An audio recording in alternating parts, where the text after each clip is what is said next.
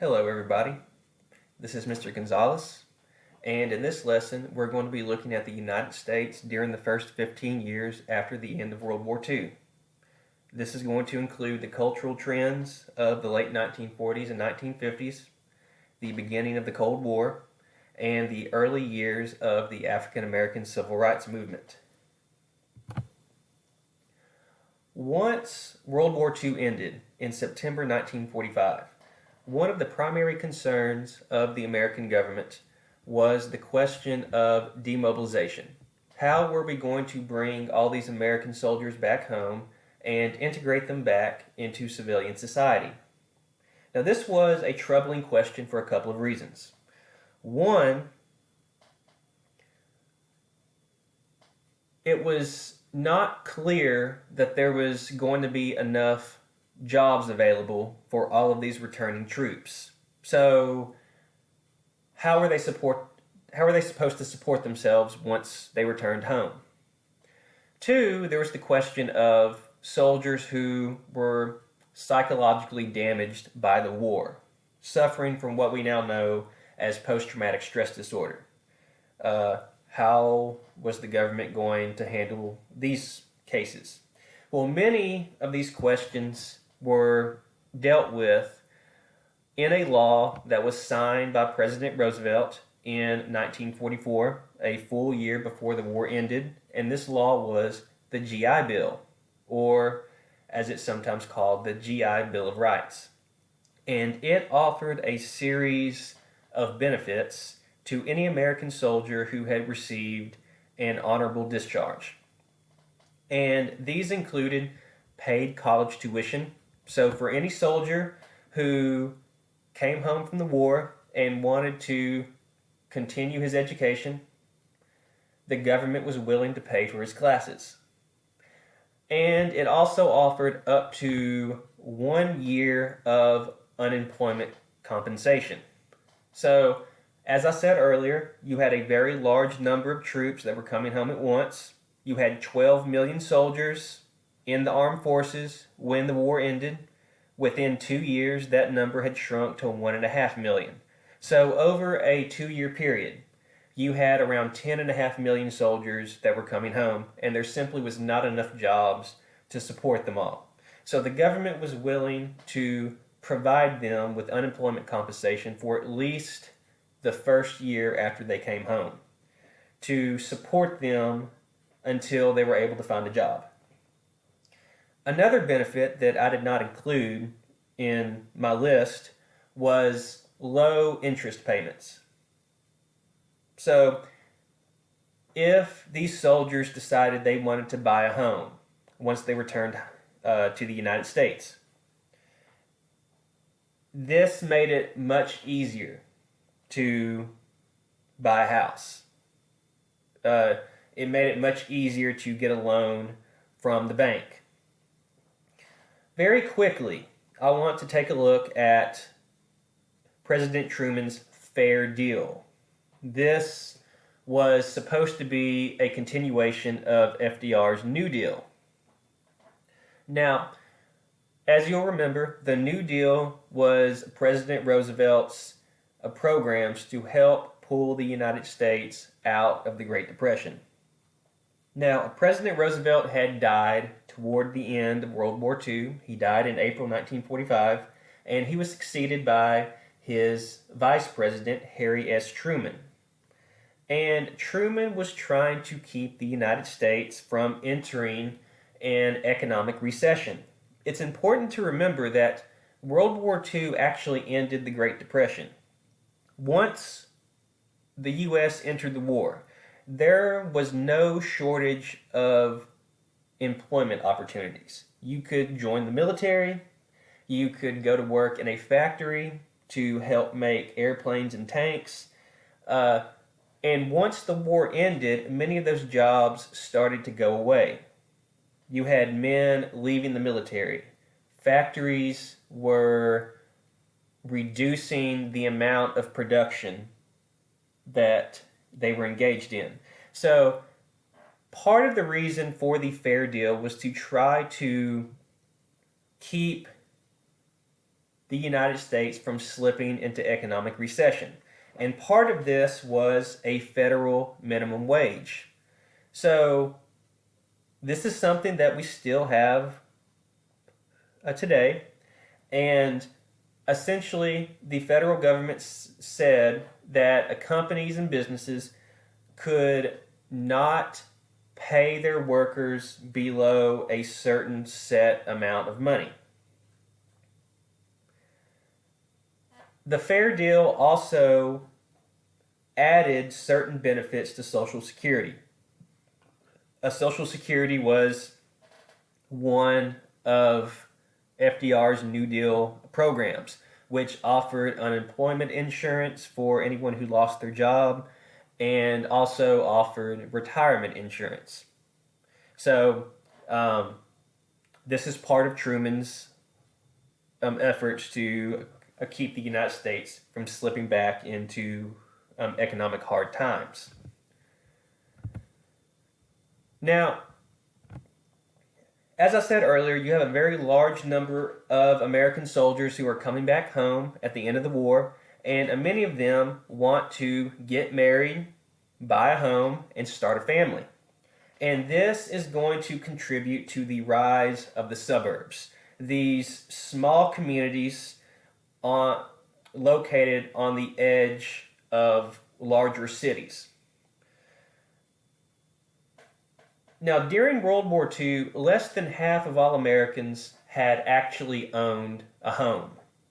They had lived in apartments or something similar to that nature. Once the war ends and all these troops are coming home, you have a sudden rise in demand for houses. And American land developers realized that there was an opportunity to cash in on this. And so they started to buy up these large, unoccupied tracts of land located on the edge of American cities. And they started to build neighborhoods there using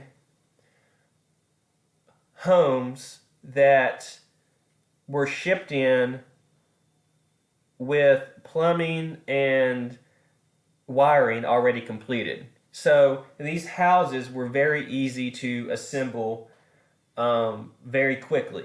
You could usually put together one of these houses and paint it within a day. So very quickly, these suburbs were starting to pop up on the edges of cities. One of the first land developers to take advantage of this was William Levitt. So many of these neighborhoods were nicknamed Levitt Towns. Now, one thing you will notice about the neighborhoods is the streets all seem to be curved. And this is to try to keep cars from speeding through the neighborhoods. Many of these land developers realized that most of the families that would be moving into these neighborhoods were young families with small children. So they wanted to make these neighborhoods as family friendly as possible. And over time, the American family living in the suburb really became the image of the American dream. To own a home, to own a car, to for the husband to have a job, for the wife to have a family to take care of, to feed and to clean up after. And this helped really contribute to this sense of conformity during this time period. This was the way of life that most Americans were aiming for. Now, as I mentioned, part of the American dream was to have a car. And that is because these suburbs were located on the edge of town. They were not located in the city. So if you were going to live in the suburb, you probably needed a car to get to work. So during the late 40s and 50s, there's a sudden rise in demand for automobiles. and suddenly the car industry begins to boom again, as well as the other industries that cars depend on. For example, rubber for tires and oil and gas. And there is a need to make it easier for Americans to get to work, to drive from their home in the suburbs to the cities where they worked.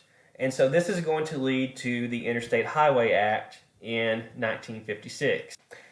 Also, as I mentioned earlier, many of these returning soldiers were looking to not only buy a home and settle down, but to start a family. And so, in the 20-year period after the end of World War II, the nation experienced what is remembered as the baby boom. And the so called baby boomers, the Americans born between 1945 and 1965 or so, to this day make up the largest generation in American history. Very quickly, let's take a look at American pop culture during this time period. In the late 40s and 1950s, rock and roll became very popular. Now, what you might not know about rock and roll is it actually began as a combination of country music, which was very popular amongst white Southerners, and blues, which was very popular amongst African Americans. One of the first groups to really experiment with this new form of music was Bill Haley and his Comets, who are best known for the song Rock Around the Clock.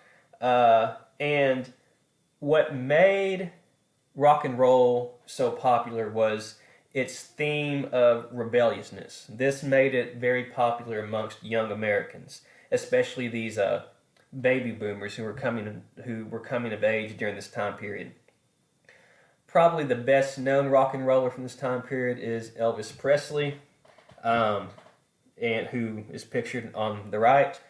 And just an example of the baby boomers and how rock and roll was really an expression of rebelliousness is the story of him on the Ed Sullivan Show.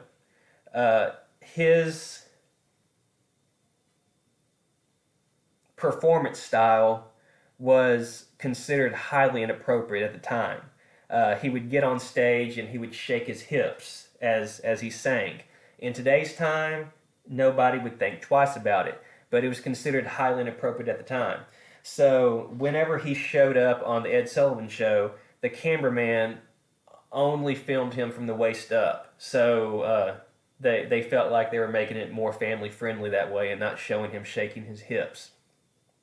Also, two other industries that became very big during this time period. Hollywood, the movie industry, which was already big but continued to grow during this time period, and television. As many Americans started to settle down in the suburbs, they wanted home appliances like refrigerators and televisions. And to sit around the television during meal times became really a very common family activity.